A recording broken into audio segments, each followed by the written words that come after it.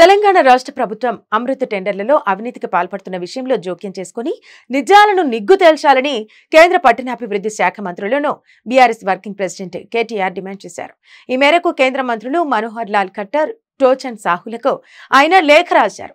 కేంద్ర ప్రభుత్వం అమృత పథకం ద్వారా రాష్ట్రానికి కేటాయించిన నిధుల్లో దాదాపు 1500 కోట్ల టెండర్లో ముఖ్యమంత్రి సొంత బావమరిది కంపెనీకి అర్హతలు లేకుండా కట్టబెట్టారన్న ఆరోపణలపైన కేంద్ర ప్రభుత్వం వెంటనే విచారణ జరిపి నిజాలను నిగ్గు తేల్చాలన్నారు.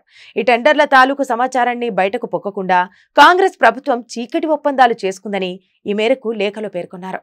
రాష్ట్ర ప్రభుత్వానికి ఎన్నిసార్లు విజ్ఞప్తి చేసినా ఈ అంశంలో సమాచారం ఇవ్వటం లేదని అన్నారు. ముఖ్యమంత్రి బావమరిది ఈ మొత్తం వ్యవహారంలో భాగస్వామిగా ఉన్నారని, ఈ అంశంలో కేంద్ర ప్రభుత్వ నిధులకు సంబంధించిన విషయం అయినందున వెంటనే అమృత్ పథకంలో గత 9 నెలలుగా జరిగిన ప్రతి టెండర్ను సమీక్షించి నిబంధనలకు విరుద్ధంగా జరిగిన ఈ టెండర్లను రద్దు చేయాలని కేంద్ర మంత్రిని కేటీఆర్ లేఖలో కోరారు.